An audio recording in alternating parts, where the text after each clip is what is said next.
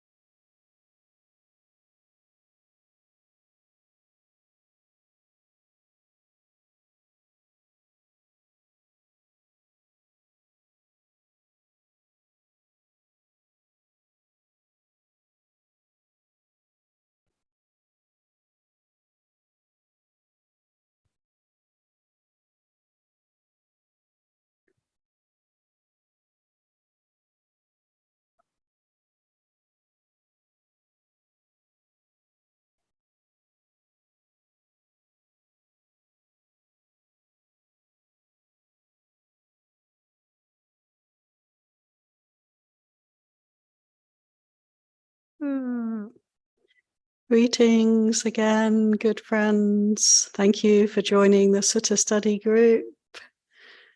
Welcome, Venerables from Aranya Bodhi. Wonderful to see you.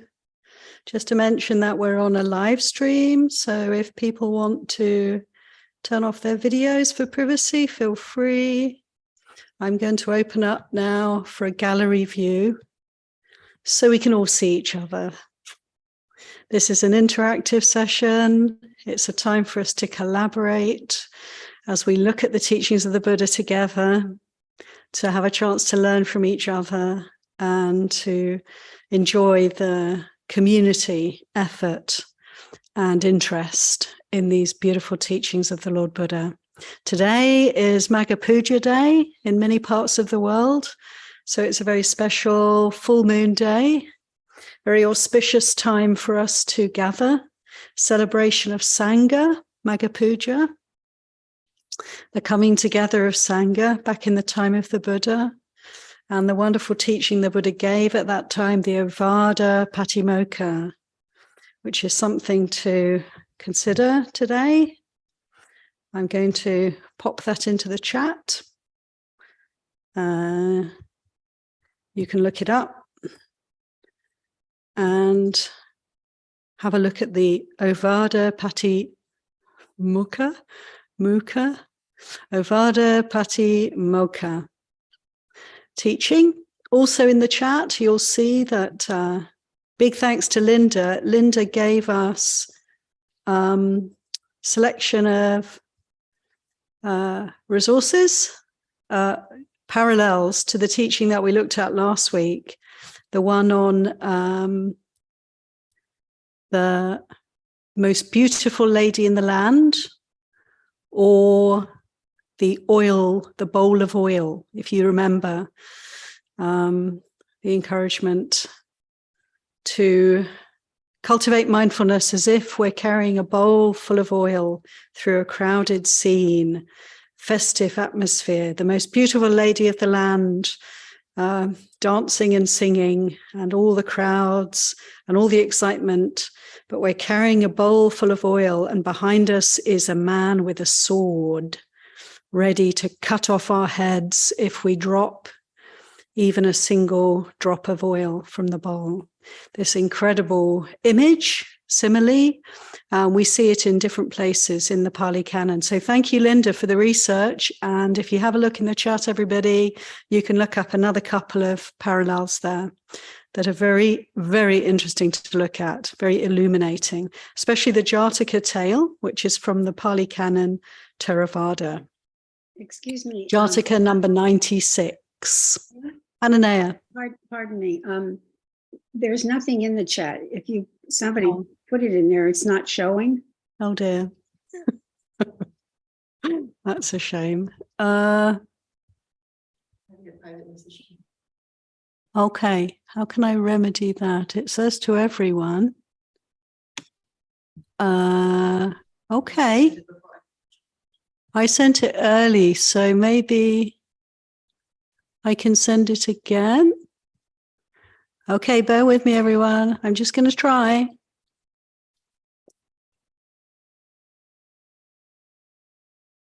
Can you see it? Has anything appeared as yet? No. Yes, Ananea is now seeing it. Okay. Do you want me to try from this side? I can pull the... Yeah, Linda, if you could do that, that would be fantastic. Thank you. To my other browser. I'll just give you a second here. That's lovely. Thank you.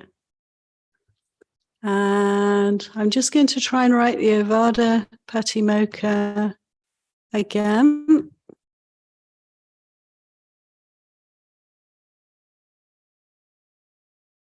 Bing. So that should appear for Here's everyone. The one that's the Jakarta tail, and I'll get you the other one. Yeah. Thanks so much, Linda. Linda's putting in the links. To make it simple, it's Jataka tale number 96. number 96. Please have a look at it. It's a wonderful, rather fuller rendition of the story and the simile of the most beautiful lady in the land. And that's the other one. Thank you. There we go. There's the references, everybody. Wonderful, Linda. Thanks so much. I noticed the Buddha was in different places with all three. So I was wondering if it was just the idea would be he was tailoring that same story for the people he was teaching to. I'm not sure. Like I looked at the dates, like trying to figure which came first, but there's sometimes when you go back that far, there's 500 or 5 to 600 years difference. So when it's only 100 years, it's like, well, you're not really sure what came first. So I thought the Jataka tale might have come first, but I can't say for certain. But and then he just tailored his sermons to wherever he was and the people he was speaking to. Otherwise, there wouldn't be much sense having like the same thing, but they're all a little bit different. So yeah, it's wonderful, isn't it? Yeah, how there is this is surely the same story, but there are these different renditions. Absolutely, well said, Linda. Time and place, and just that this story comes up again and again. Oftentimes, I feel when a teaching appears in many different places, it really gives it some significance for us. Something really worth considering.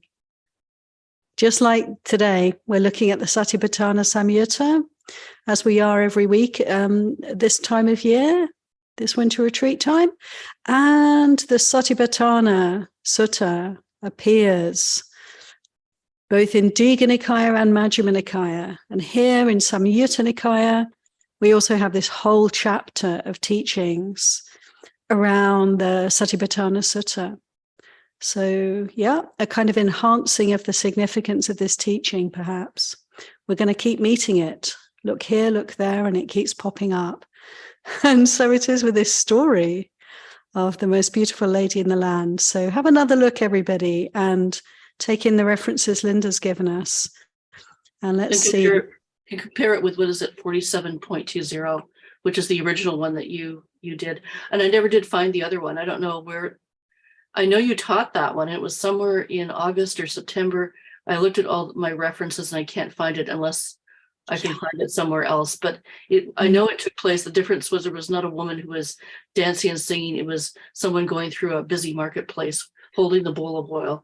But I can't find the reference now. So I don't know which one it was. Hopefully I'll find it eventually. But so and it's got to be somewhere. So there's like another one like that too. That's probably he was in a different place and did a different version of the same story. So absolutely. I have a feeling, do you know what, that this story also appears in the Visuddhimagga.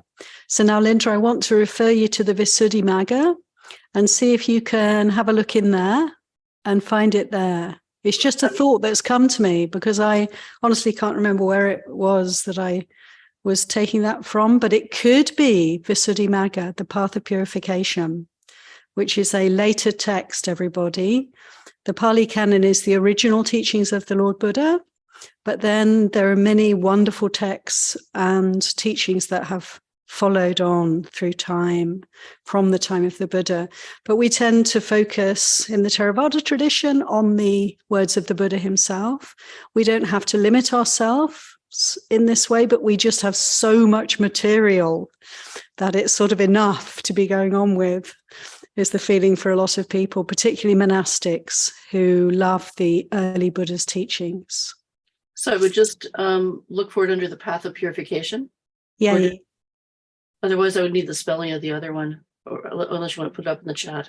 But I shall attempt to put it in the chat. Okay. Bear with me, everybody. I think I've got it now. Not so difficult to write. Being Visuddhimagga. Have a look there. Thanks. Anyone else who wants to do some research, feel free. Okay, so now let's move on to today's teachings that I've picked out. Some of you may have had a look already. Whether you have or not, doesn't matter. We're going to start off with I can get it up.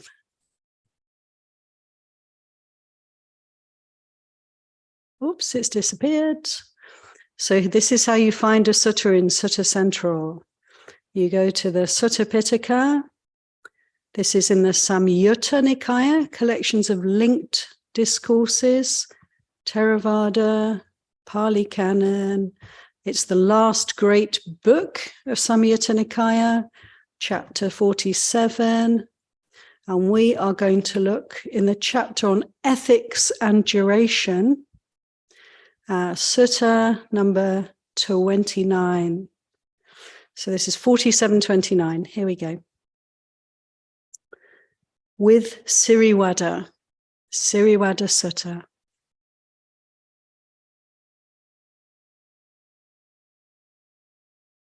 At one time, Venerable Ananda was staying near Rajagaha in the bamboo grove, the squirrels' feeding ground. This place is a place that you can visit today. The actual setting of this sutta, we know precisely where it is in India, near a town called Rajgir. And it has been preserved as a park. And it has bamboo groves and it has squirrels running around. It is a very amazing place to visit. I've got goosebumps as I talk about it because there's something so very special about going and sitting and meditating and spending time in places where the Buddha himself actually lived. So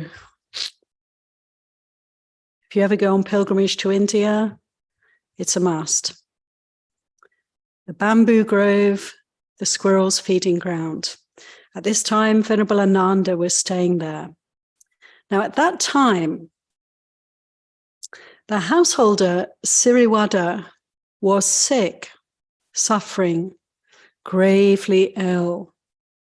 Siriwada means, Siri means glorious or radiant, and Wada means growth. So what a very auspicious name he had. But in this occasion, he was sick, he was suffering, he was gravely ill.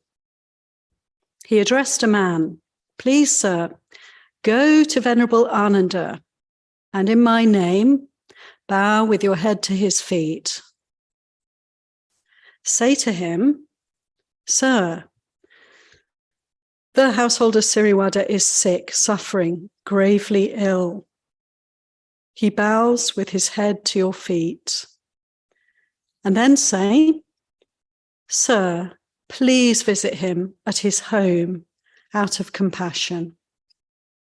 So this is the way that poor Siriwada, who's suffering greatly, was able to put out a call for some spiritual support from Venerable Ananda. "Yes, sir," that man replied. "He did as Siriwada asked." So the whole thing repeats. Ananda, being asked, consented in silence. Then Venerable Ananda robed up in the morning, and taking his bowl and robe, he went to the home of the householder Siriwada, sat down on the seat, spread out, and said to him, "I hope you're keeping well, householder. I hope you're all right. And I hope the pain is fading, not growing, that its fading is evident, not its growing." So very kindly, Ananda inquiring, "How are you doing?" And Siriwada replied, "Sir, I'm not keeping well. I'm not all right. The pain is terrible and growing, not fading.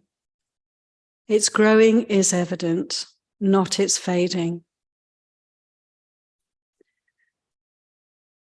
Sense of very serious rather desperate situation for Silavaddha here. So Ananda says to him, and this is interesting, he's not saying, oh, I'm so sorry, oh, have you tried this, have you tried that, medicine. He doesn't talk about the material aspect of the situation. He says, so you should train like this. I'll meditate, observing an aspect of the body, keen, aware, and mindful, rid of desire and aversion for the world. I'll meditate on an aspect of feelings, keen, aware, and mindful, rid of desire and aversion for the world. And the same with the mind, and the same with the mental contents. I will be keen, aware, and mindful of these, rid of desire and aversion for the world. This is how you should train. So I'll stop here. This is very interesting, isn't it? Because, you know, it's such a gift, really. Do you think that someone can come along and get to the heart of the matter? What can I most usefully do? Here I am in dire straits physically. No doubt there are doctors, no doubt there are helpers, healers around him. But what does he really want from Ananda? Ananda is called by Silavaddha not as a doctor of the body, but as a doctor of the heart, a doctor of the mind. And this is the advice. This is the cure, or this is the way through, the way to relate to this situation. Any comments, reflections, questions at this point? Karina. Thank you. Yes, I was just thinking about that phrase, without desire or aversion towards the world. And it made me think that, you know, when someone's sick, actually, it can go two ways. You can have a lot of aversion or desire, mostly desire for the world. But sometimes you don't. And it can be such a relief when, or it can be a mismatch when you're in a certain place and someone comes up to you and you're like, and they're like, oh, well, next week we're going to have the festival of blah, blah, blah. And then I'm going to prepare for, and you're like, I'm not interested. I'm in a different place. So, I don't know. It doesn't seem that, or it doesn't seem that unusual, actually, to meet that sickness in that way. Yeah. Thank you so much, Karina. Yeah, it's like, what else can you do? There's something about being ill, isn't there? Being sort of unable to do very much physical activity, not having strength, not having the mental strength to do very much. Here we are, we're just sort of laid there. And you get the impression that this was the way it was for Silavaddha. He's incapable of going to see the Buddha himself. Had to send someone else, maybe bedbound, maybe, weak and in physical difficulty, probably pain. Also, from what we have learned, the pain is not fading, it's growing. And what else can you do, isn't it? It's actually the time when all our meditation practice can really come into its own, because there's no distraction. And yeah, thank you, Karina, for pointing out that, probably from experience, that when you're feeling really rough, all the exciting possibilities life has to offer are really irrelevant to a great extent. And the renunciation is effortless. You know, when we have good health, we have to work to let go of desire for the world. But when we're sick, it's kind of in our face, isn't it? This is not an easeful situation for us. Actually, there's danger here.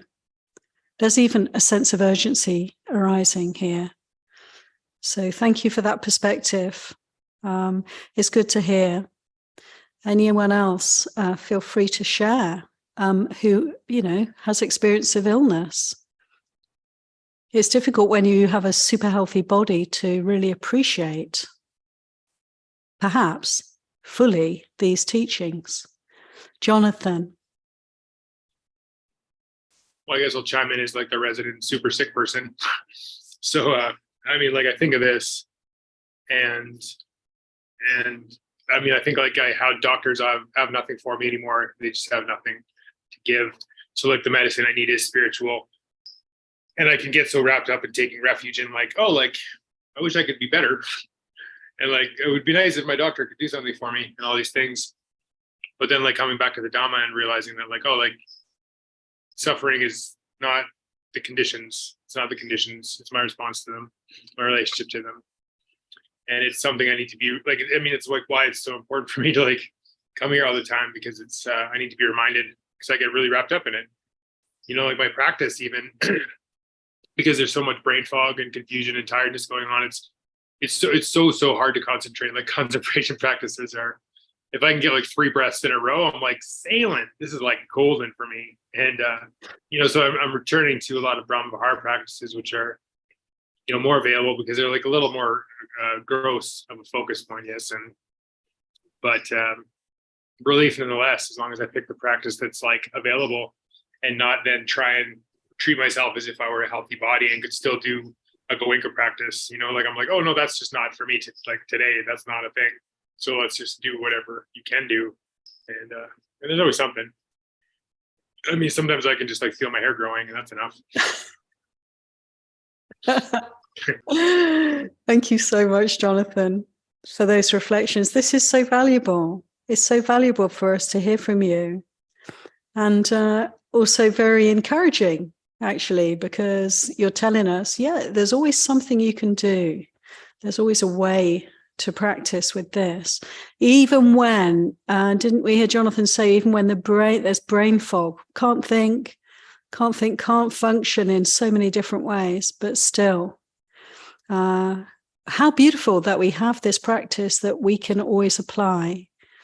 I think about things sometimes like dementia, like when we actually lose our ability to to connect thoughts together. But then I reflect, well, this is an amazing teaching as well, isn't it? Because one can really see how there is no continuity, in fact. It just becomes very graphically clear in someone who has memory issues. And are they able to perceive or to work with that? And I've known people who can work with that, who have worked with that, recognizing, oh yeah, I'm forgetting so many things now. I can be mindful of that. I can be mindful of confusion. I can be mindful of brain fog. There's very little I can do, but I can always practice metta.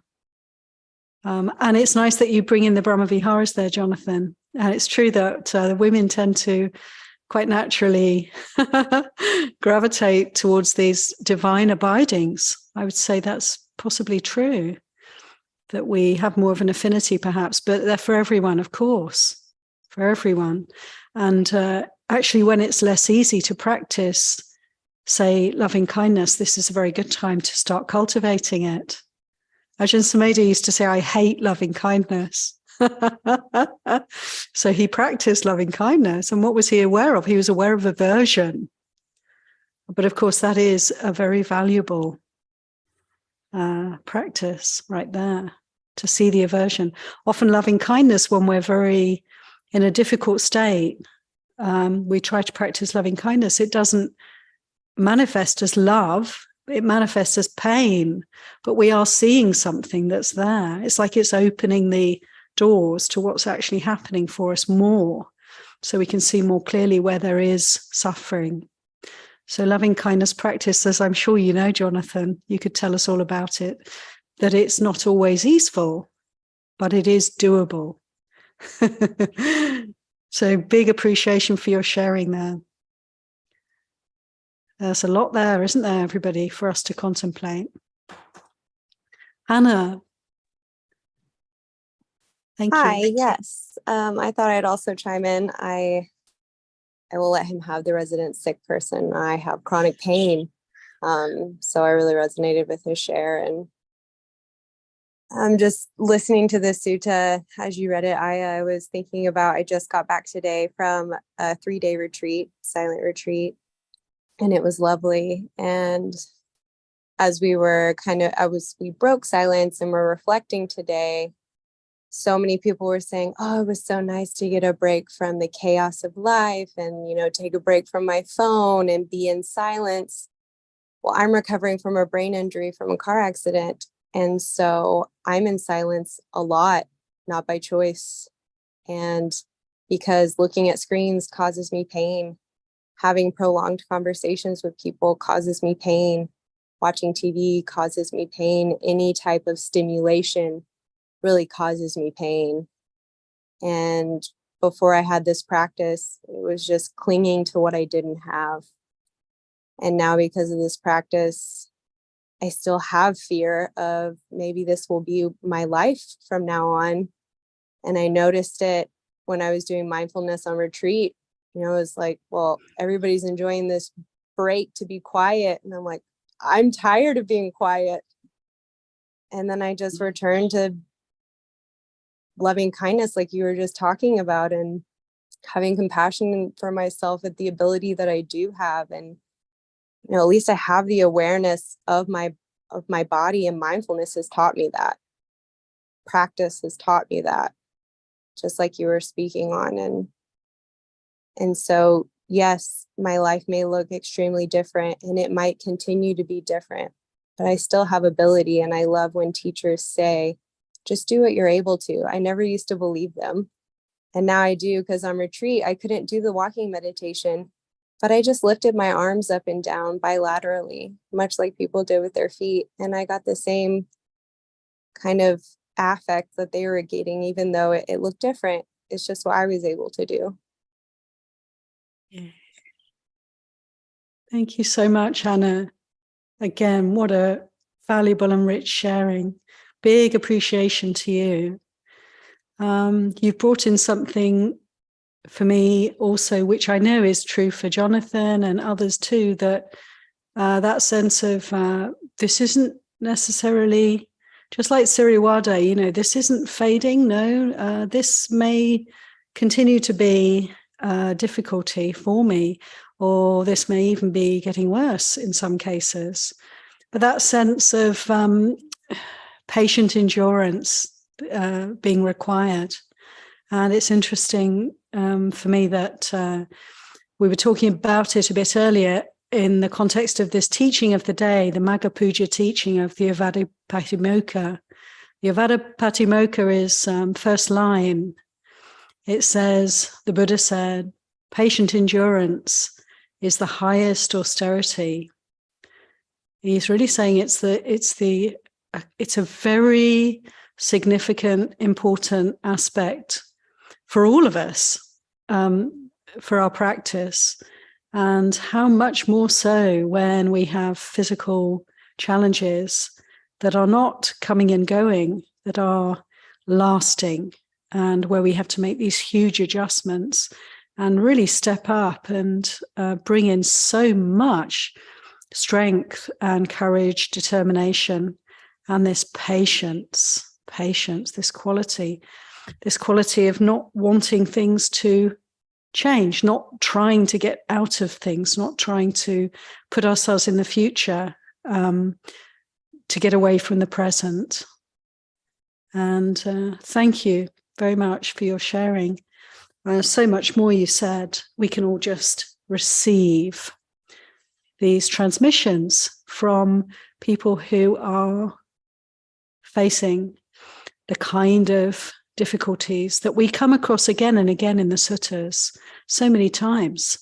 People suffering with illness, grievous illnesses. And even the Buddha himself, there are many accounts in the Pali Canon of times when the Buddha was very sick And what did he do? When he was very sick, he asked his disciples to give him Dharma teachings. Maybe he had some brain fog at times, you know.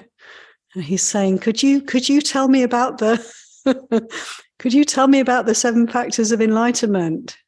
Now, he probably hadn't forgotten being a Buddha, but how interesting. Actually, there's a real teaching there for us, isn't there? That the Buddha himself turned to the Sangha when he was struggling with physical vicissitudes, and he asked them to help him with the Dharma. And so Siriwada called on Ananda and asked him for the spiritual teachings. And I'm really taking in what you said, Jonathan, that what's left, what you have when you're really struggling with illness is you have the spiritual path. And how wonderful that we can offer to each other the words of the Buddha, not to be shy when people are sick, when people who don't practice even are ill, or our parents or elderly folk or people who are terminally ill turn to us, or we happen to be in a situation where we're conversing with them, we're relating with them. Let's not be shy to bring in the Buddha's teachings. They're more welcome, I suspect, at these times than at any other time, because the doorway's there, the dukkha's there. So let's offer freely, with sensitivity, but I'm sure we can all figure how to bring in the Dhamma for people. Ananaya. Oops. I wanted to mention quickly that, and some of the people who are long-term members will know this. One of our members who died a few months ago, when she was around 50, developed fibromyalgia and chemical sensitivities, and just really, was quite ill. And she had to give up her livelihood. She had already she was living back east in Massachusetts and had been familiar with IMS, the retreat center there. So what she did is that she turned her focus in that direction because she couldn't do stuff. She couldn't work anymore. And so she started seriously doing, through scholarships and some assistance so she could afford it, she started doing the yearly 3-month retreats, and she just went for it. It was the only thing that she could do, and she did that for years. So she passed recently, and she spent 30 years from that time at age 50 to age 80 practicing pretty much most of the time.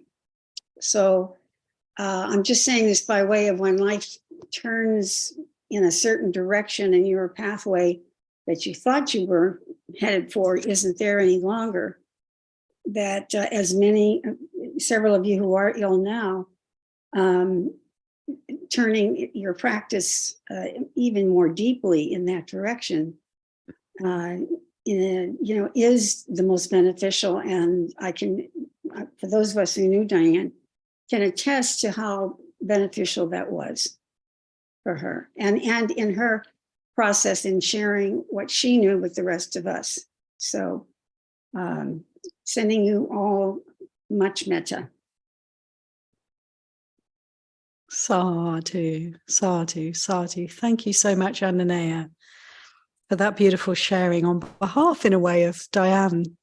It's so lovely. We remember her, and her teachings continue. She was a very fine Dharma teacher herself, as we know. And that's so inspiring that we can always practice. I hope this is true. We can always practice, even where there's confusion, even where there's physical disabilities, even when there's mental illness, we can still practice. There are ways that we can still approach the mind and body in such a way that we can free ourselves. Thank you so much, everybody, for your sharings. And maybe this is a good time to come back to the sutta and take up where we left off to see where it takes us. So as we've heard, Ananda gave the direct teaching. He gave what was required, the spiritual guidance that Silavaddha was seeking, no doubt. And he goes on, having told Silavaddha, this is how you should train. You should develop the 4 foundations or resorts of mindfulness, practicing mindfulness keenly, with awareness, rid of desire and aversion for the world. So looking at desire and aversion, being willing to face them and see them arising and passing. He went on to say, these 4 kinds of mindfulness meditation that were taught by the Buddha are found in me, and I am seen in them. For I meditate, observing an aspect of the body. This is Ananda speaking. Keen, aware and mindful, rid of desire and aversion for the world. I meditate, observing an aspect of feelings, observing an aspect of mind, and observing an aspect of Dhamma, of principles, the 4 foundations. Keen, aware, and mindful, rid of desire and aversion for the world. And Ananda goes on to say, and of the 5 lower fetters taught by the Buddha, I don't see any that I have not given up. Oh, excuse me, this is Silavaddha speaking. Sorry, everybody. Backtrack slightly. Silavaddha is telling Ananda that he is able to Do these things. Sorry, someone was probably trying to tell me that. He is able to do these things, and furthermore, and of the 5 lower fetters taught by the Buddha, I, Silavaddha, don't see any that I have not given up. And Ananda replies, saying, you're fortunate, householder, so very fortunate. You have declared the fruit of non-return. So this is really most inspiring, that a little bit like the Buddha when he was grievously ill, and Arahant monks in various places in the Pali Canon, grievously ill.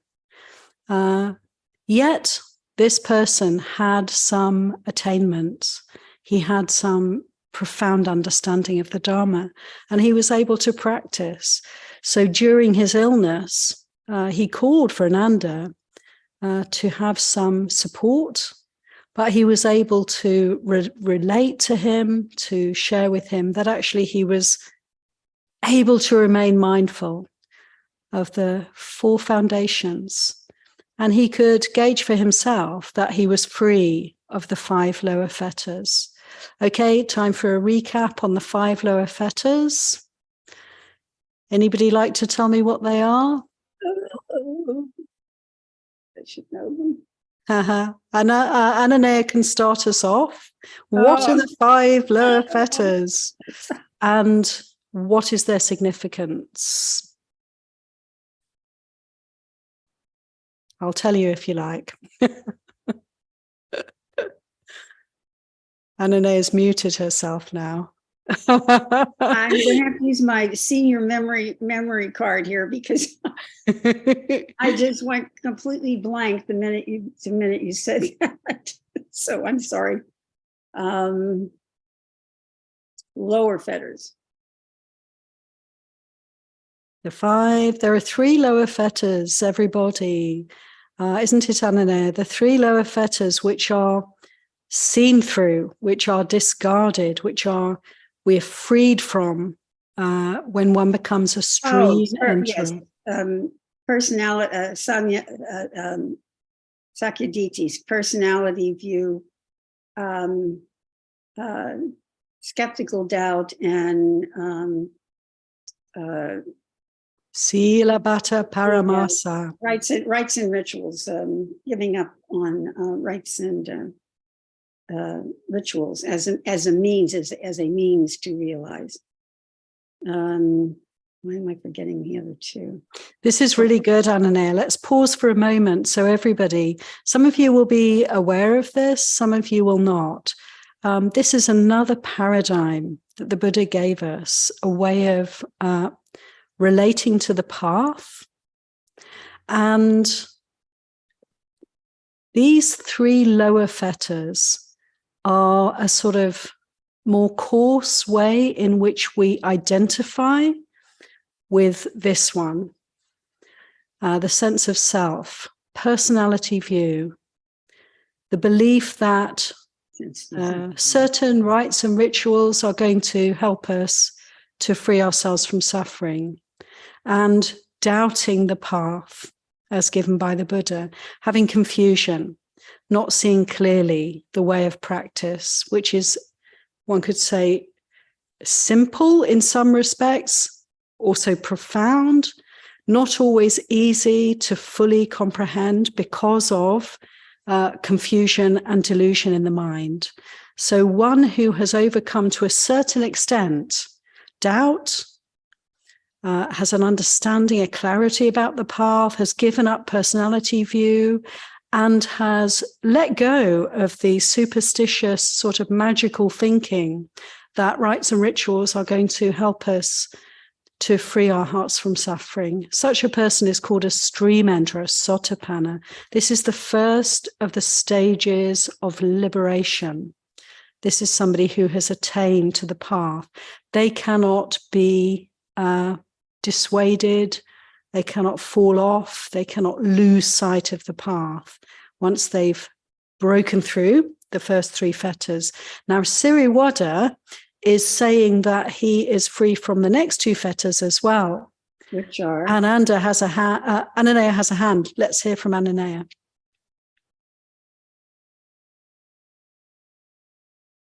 Ananea, did you want to say something? Yeah, sense, desire, and aversion. And Yeah. I think that aversion is not discarded until you're actually at the point of becoming an arahant.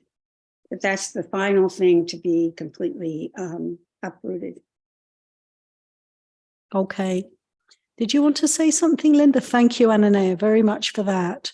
We'll come back to that in a mo. Just see if Linda's got something on topic. Right.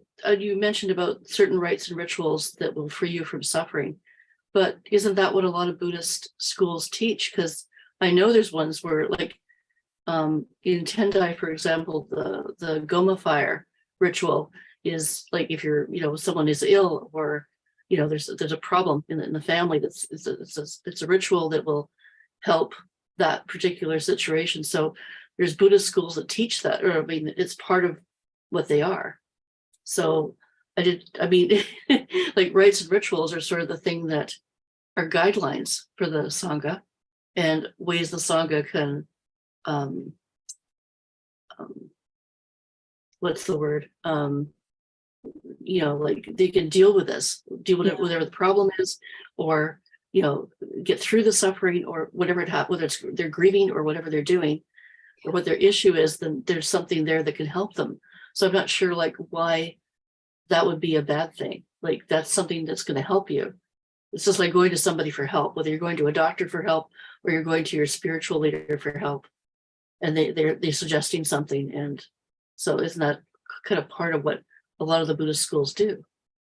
Thank you, Linda. Okay, just to go back to the rites and rituals, because this is a really huge topic, actually. I completely forgotten this was at the end of the sutta. It's enormous. We've like opened the lid now. Oh my goodness. But whatever, it's all good Dharma. So yes, rites and rituals, it's a very interesting topic. And it's a subtle distinction, perhaps, between the skillful use of ceremony, ways in which we can come together, we can harmonize, we can kind of physically, symbolically manifest the reality that we're on the same page here. We bow to the Buddha together, we light candles, we light incense and so forth. These are skillful means, I would say, ways to come into a room, to make it a sacred space, to help us to lift up the heart, to encourage our practice. These kinds of ways of behaving, going on pilgrimages, the Buddha said, visit the places where my relics will be kept. It will be good for you to go and make offerings here. This is all very skillful. The important point is to recognize that the performing of these acts is not in and of itself going to free the heart from suffering. We can appreciate that. We come together, we perform rituals, we have beautiful ways of behaving together that really are encouraging each other, encouraging the group, encouraging the society, the community to give much respect and attention to the spiritual path, respecting the Buddha, the teacher, and so forth. But then we have to do the practice. Then we have to work with the greed, hatred, and delusion within the heart. And that is clearly, rituals are not going to do that work for us.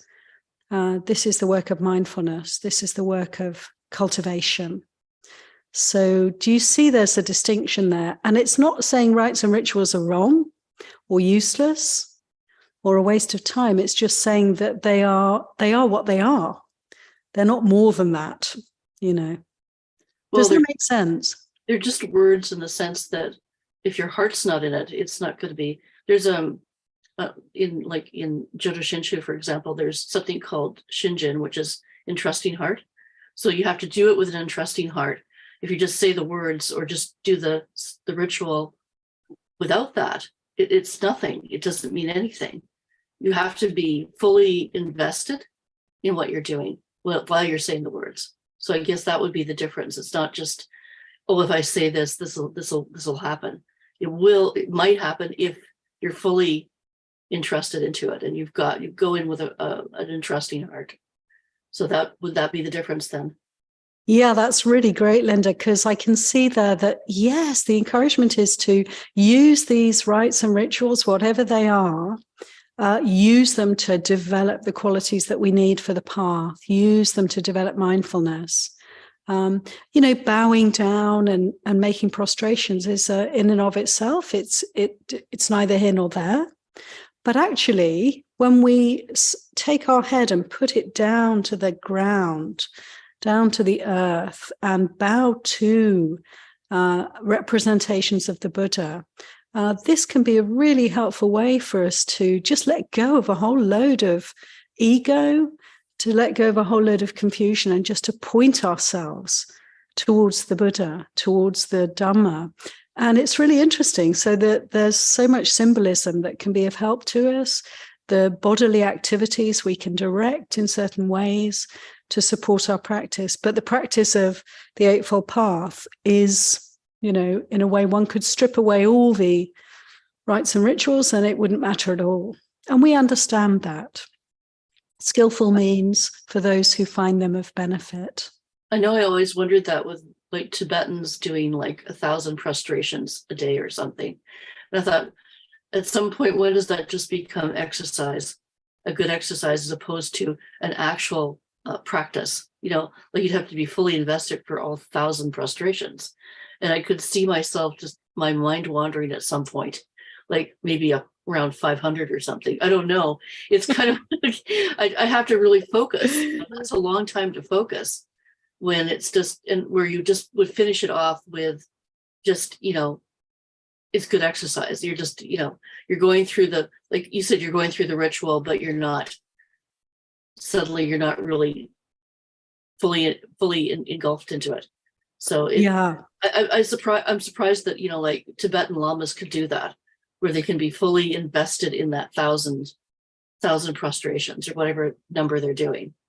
I mean, and the other thing was about counting, you know, like, do you count them? Do you not count them? How do you do it? Because when you start counting, then you're switching your focus from what you're supposed to be doing to counting your prostrations, so that now it's more like you're just doing an exercise. You have to do so many repetitions of that exercise. So I know it's tough. I don't know how they do it and how they stay focused for that length of time and not count them or not. I mean, they have somebody else do that for them. I don't know, but I'm not sure about the logistics of it. But yeah, I've always been surprised that they can do that and stay focused the whole time. Who That's knows? practice. Yeah. You learn One thing over for sure. I mean, I think that these are definitely, again, you know, skillful means. And if one is making so much effort physically, because these kinds of practices are really hard work, then, you know, it's liable to have some kind of a beneficial result, because one is channeling, putting forth so much energy, so much effort. And also, let's remember, not doing so many other things in order to do this practice. So yeah, I think all of these ways of practice have their benefits. And it all depends, as you pointed out there, Linda, it all depends on how one is using them. And the idea is to use them for developing the path factors, you know, developing mindfulness, right effort, right energy, and so forth. And we need to know what we're doing and to gauge the results. Be willing to assess, is this working for me or not, with any kinds of rites or rituals. anything. Right. Yeah. Thank you. Thank you, Linda. That's great to bring that in. Ruwanthi. Thank you. I just wanted to list out the 5 lower fetters in Pali for the others. So, Sakkaya Ditti, Vichikicha, Silabbata Paramasa, Kamaraga, Patiga. Sadhu, lovely. So Ruwanthi has very beautifully guided us back to these 5 lower fetters that Siriwada was telling Ananda that he has freed himself from these 5 lower fetters. And so we had, yes, personality view, attachment to rites and rituals, and doubt. These 3, once seen through, let go of. One is called a stream enterer, but Siriwada has gone still further, and he has attenuated, he has reduced significantly the next 2 fetters of sensual desire and aversion. Essentially, the push and pull on the human heart. He hasn't completely freed himself, as Ananea was pointing out. This isn't a complete shattering of these chains that bind us, but he had significantly reduced his burden in these ways, and he knew himself to be a once returner. So there we are. I mean, that's really, like, there's so much more we could say about this, but I think it's probably quite good to sort of focus on the important point here, which is really what we've been discussing, which is that whatever state of health we're working with at this point, the practice is the same. We looked at another sutta a couple of weeks ago where we learned that for a beginner, the practice is to observe the 4 foundations of mindfulness, develop mindfulness of body, feelings, mind, and dhammas, mental contents, phenomena. And then for somebody who's well on the path, the same. And for somebody who's come to the end of the path, the same. And here we're learning that, okay, so for somebody who's severely ill, any kind of physical or mental disease, dis-ease, what is the way to practice with that? The same. It's the same. And I find that quite, that's quite powerful. And also quite encouraging because the practice is always the same. There's nothing hidden in the teachings of the Buddha. He's telling everybody the same. It's the same path for all of us. Our positions may be different, and whatever position we're in, we can do this. We can practice. We can develop the 4 satipatthanas. So this is a really encouraging sutta, I think. And it's been really encouraging to hear from those who are working with physical issues. Corina. Thank you. I was just going to say a few words on patient endurance because I'm understanding it differently as the years go by, and especially in relationship to the sutta or the satipatthana. Like a wrong understanding of patient endurance would be to like just grin and bear it. Versus I've heard from Longpo Pasano being willing to be with the feelings, being able to meet the reality. And I realize, whenever my life is different and I can't do the things that I used to do,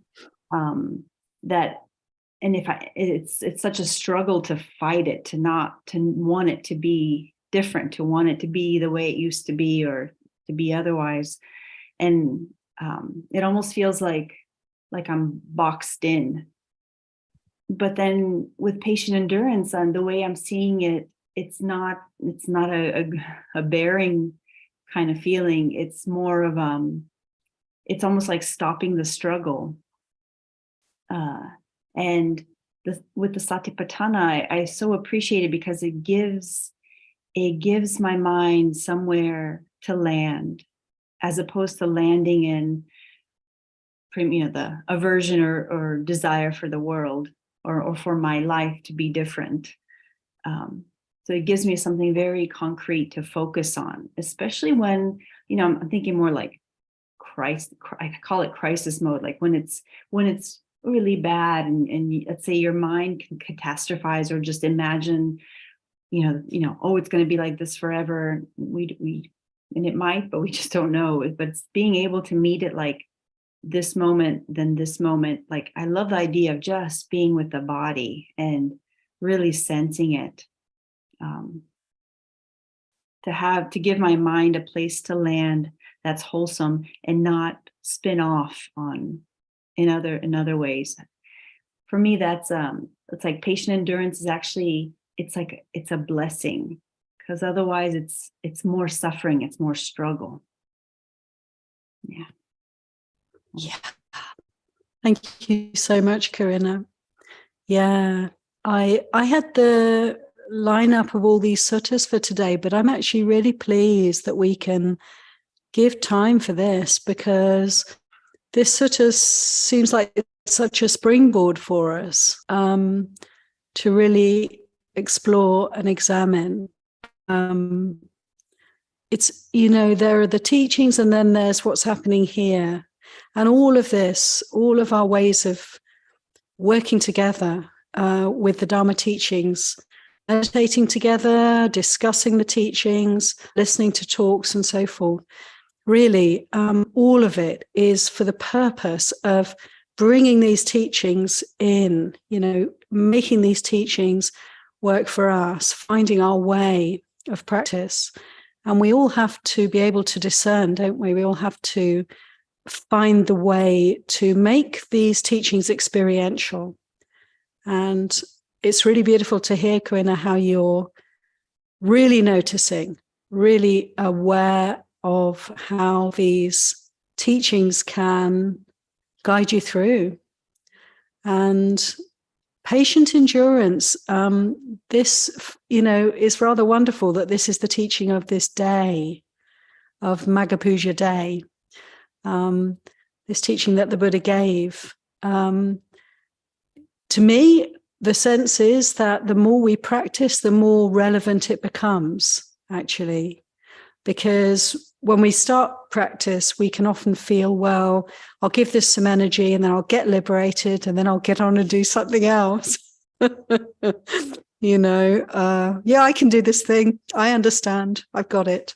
Yes, I can let go of all the suffering. And in a way, intellectually, sort of on this kind of level up here somewhere, it is very useful to understand. It is very, because the Buddha's teachings, being teachings that are universally true and applicable, they're kind of straightforward in a certain way. And then we actually start to work with the mind and the heart. And my goodness, we start to then recognize that this is a life practice. This is a practice beyond even. And I have to pace myself to some extent. And then we have to work with all that life throws at us, don't we? Illnesses, losses, not having the chance to really get what we want, get what we need, get away from what we don't want. All of it then becomes our practice. And it's humbling and it's gradual. This kind of endurance, this kind of determination, patience. To me, these qualities become more and more significant, and they're quiet and they're humble, and they're not sort of, they're kind of invisible qualities that we have, but they make a huge difference in how we deal with this situation and also how we relate to others. So thank you, Corinna, for coming back, bringing back patient endurance for us. Just wanted to say, thank you to Hannah, yes, how you say it, for bringing up that idea of doing walking meditation with your hands. And I think one of the most difficult things is how you have to be so creative in that practice is just not going to look like you see it on the outside. You really have to be creative and give yourself permission. Like Jonathan said also with, I can't do Goenka practice anymore. And I find it's almost like it's like sickness or illness is like a container, and it almost like focuses or helps me see, instead of like everything being possible, it's like, well, this is all I have is here. So it actually, I find that it helps me see more clearly. It's kind of like a renunciation a little bit. Yeah, thank you, Corinna. Yeah, kind of like we were saying before, effortless renunciation, because there's so much you can't do. You're not struggling to give things up. You're just there with what you have. And yeah, it's true, isn't it? How we can adapt the teachings, adapt the meditation practices to fit our situation, and to be creative around that and to enjoy that and not to make that a problem. It's like people often get to a certain age and find they can't sit on the floor anymore, cross-legged. Alas, people can feel very upset about it. And then you have to start using a chair and feeling like, oh, I'm no longer meditating properly because I can't sit properly. Not so. We can understand, it is an opportunity then to let go of a whole load of baggage around health, around what is the right way to meditate, and to open the doors and to see that actually there's no right or wrong way to meditate. There's no right or wrong posture. We just work with what we have to the best of our ability, and that's wonderful. And let's remember that many of the good qualities, many of the parami are born out of adversity, are they not? It's when things are difficult that we really develop, oftentimes. We can really see things turning around. When all is well, everything's easeful, there's a kind of challenge there, isn't there? To actually keep ourselves, give ourselves a sense of direction can be difficult. when the conditions are all super duper. But when there's adversity, we really know, we're really sharp, and we really wake up to the path. And so it's quite curious to me that things turn around. It's like, do I really want ease, or is it better to have a little bit of a challenge?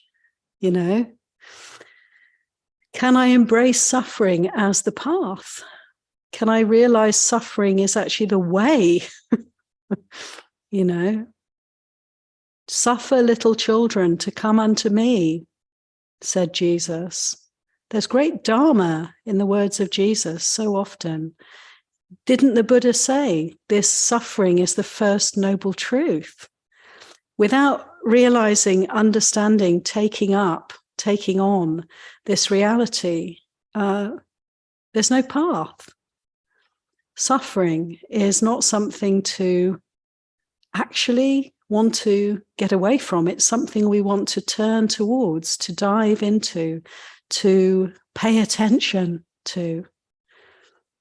So it's quite interesting, isn't it? There are so many paradoxes on this spiritual journey. Didn't we?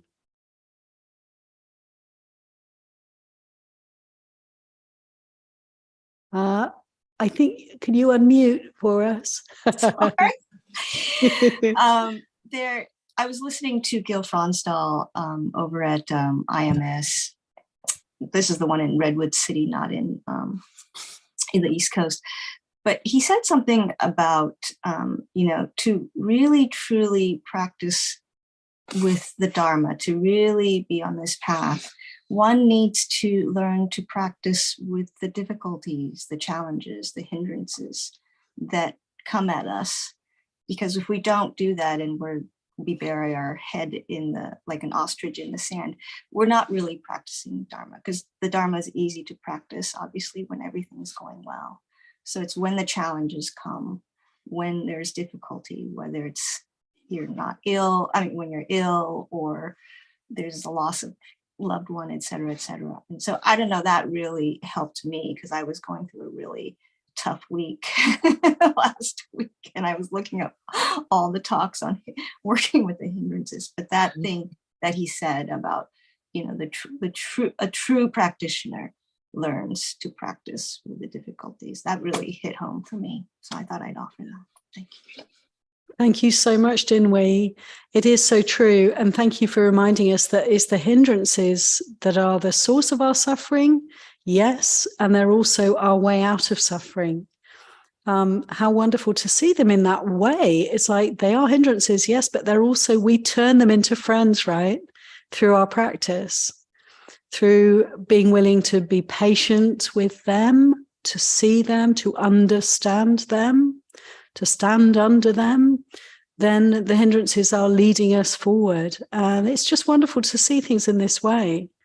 It brings in the quality for me of gratitude. It's like whatever comes, we can actually be grateful for it, whether it looks good or it doesn't look so good, whether it feels great or whether it feels really miserable. It's all grist for the mill.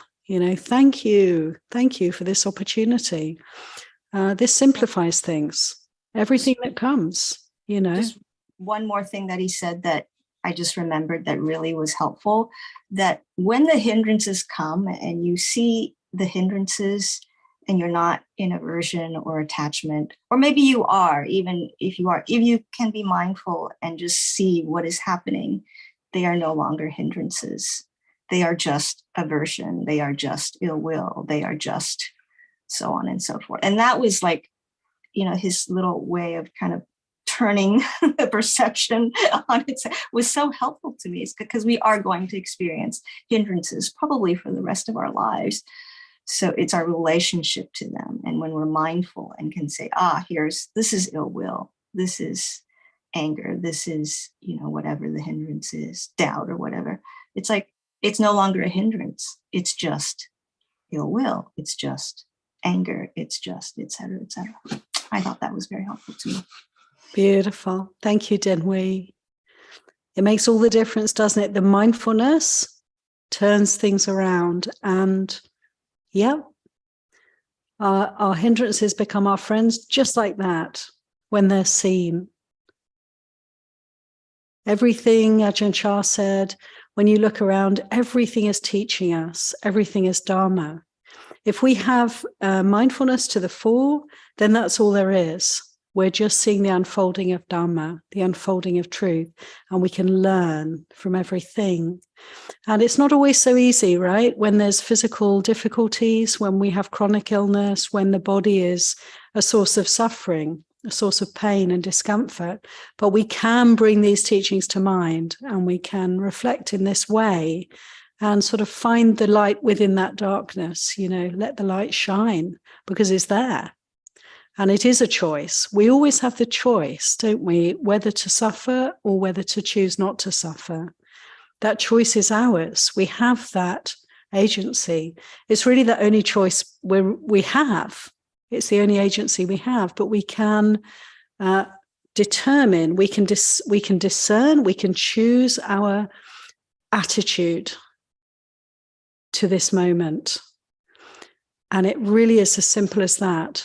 Do I choose to suffer in this moment, or do I choose to come out of suffering?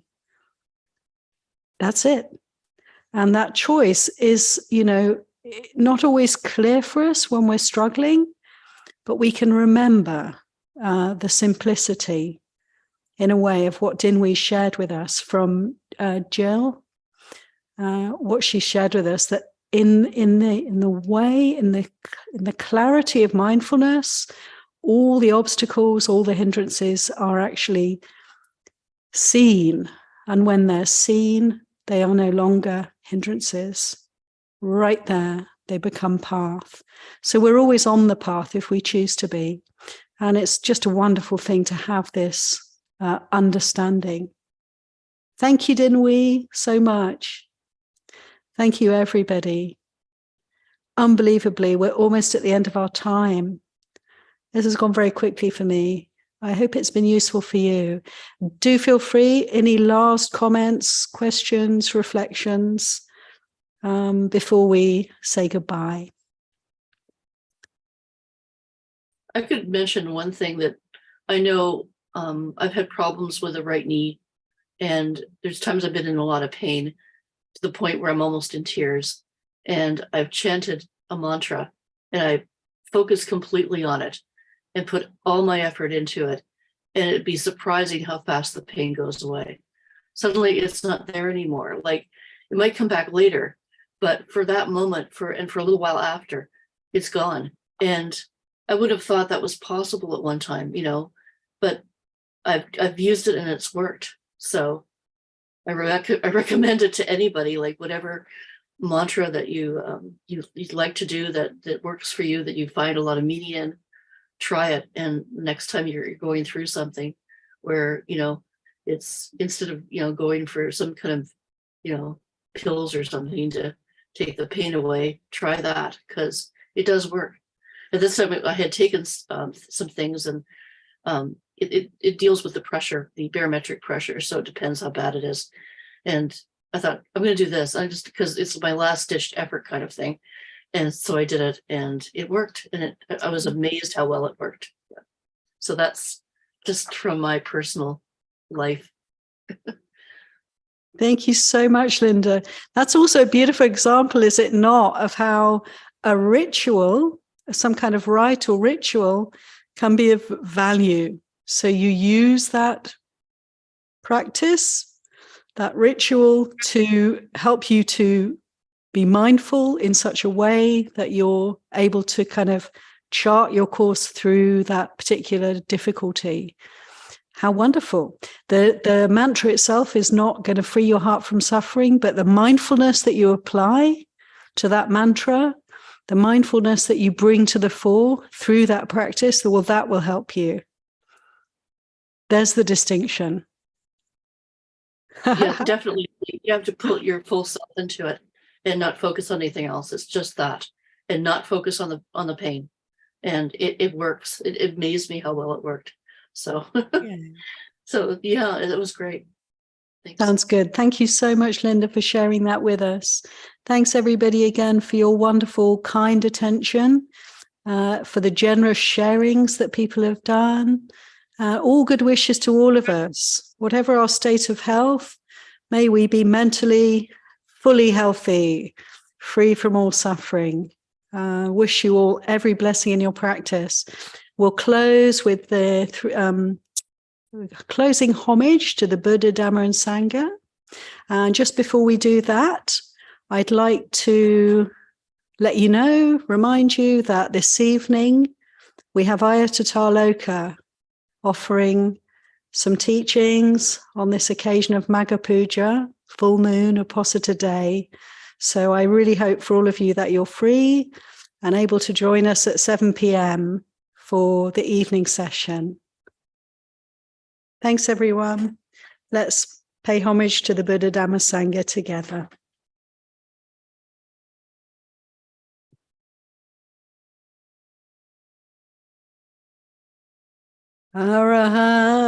Arahant Sama Sambuddha Bhagava Buddham Bhagavantam Abhivademi.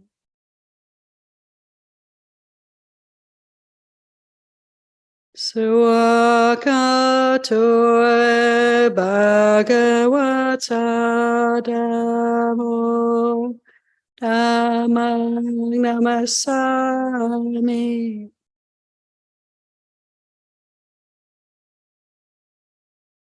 Supatipano Bhagavato Sawaka Sangho Sangam Namami.